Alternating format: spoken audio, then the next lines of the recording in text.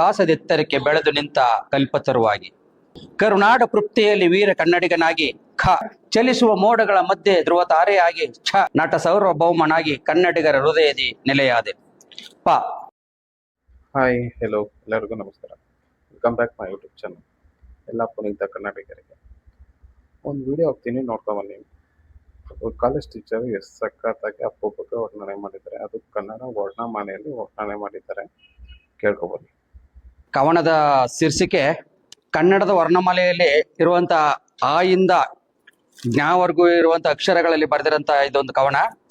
ಆ ಅಪ್ಪು ಲೋಹಿತ ಪುನೀತ ರಾಜಕುಮಾರನಾಗಿ ಆ ಕಾಸದೆತ್ತರಕ್ಕೆ ಬೆಳೆದು ನಿಂತ ಕಲ್ಪತರುವಾಗಿ ಈ ಇಳೆಯಳು ನಿಂತ ಇಲ್ಲದವರ ಸಹಾಯಕ್ಕಾಗಿ ಈಸನಂತೆ ಅವರ ಎದೆಯಲ್ಲಿ ನಿಂತ ದೇವರಾಗಿ ಉಣ್ಣುವ ಅನ್ನ ತುಂಬಿದ ಅಕ್ಷಯ ಪಾತ್ರೆಯಾಗಿ ಊಟ ಮಾಡುವ ಸಮಯದಿ ಅವರಿಗೆ ನೆನಪಾಗಿ ಋಣ ತೀರಲಾಗದೆಂದು ಕಣ್ಣೀರಿಡುವರು.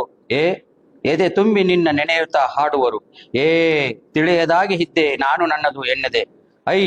ಐಷಾರಾಮಿ ಜೀವನವಿದ್ದರೂ ಸರಳವಾಗಿ ಜೀವಿಸಿದೆ. ಹೊರಟು ಮಾತನಾಡದೆ ಸವಿ ಮಾತನಾಡಿದೆ. ಓದು ಬರಹ ವಂಚಿತರಿಗೆ ವಿದ್ಯೆ ದಾನ ಮಾಡಿದೆ. ಔತನದೊಳಗೆ ರಸದೌತನವಾದೆ. ಅಂಬಲಿ ಕುಡಿಯುತ್ತಿದ್ದವರಿಗೆ ಮುಷ್ಟಾನ್ನ ನೀಡಿದೆ. ಆಹಾ ನೀನೆಂತ ಸೃಜನಶೀಲ ಗುಣವಂತ.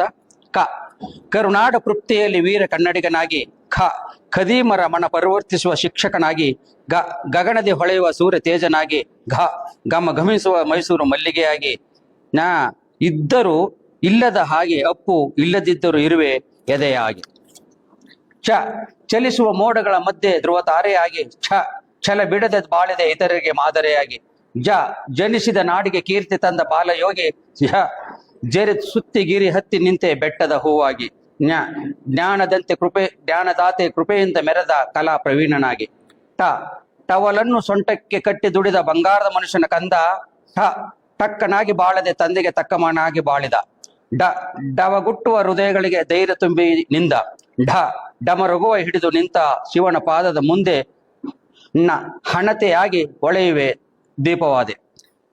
ತಬ್ಬಲಿ ಮಕ್ಕಳಿಗೆ ತಾಯಿ ತಂದೆಯಾದೆ. ತಳತಳನೆ ಹೊಳೆಯುವ ಸಸಿಯಾದೆ. ದನಿ ಇರದ ಕೊರಳುಗೆ ಮೇರು ಧ್ವನಿಯಾದೆ.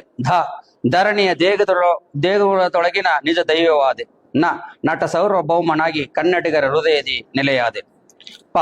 ಪರಮಾತ್ಮನಿಂದ ಪಾಶುಪಶಾಸ್ತ್ರ ಪಡೆದ ವೀರನಾಗಿ ಫಲ ನೀಡೋ ಸಸಿಯಾಗಿ ನೆರಳು ನೀಡೋ ಮರವಾಗಿ ಬಡವರ ಭವನೆ ನೀಗಿಸುವ ಕಾಮಧೇನುವಾಗಿ ಬರ ಚುಕ್ಕಿಯಲ್ಲಿ ದುಮ್ಮಿಕ್ಕಿ ಹರಿವ ಜಲಧಾರೆಯಾಗಿ ಮಮತೆಯ ಮಳೆ ಸುರಿಸುವ ಮೋಡವಾದೆ ಅಪ್ಪು.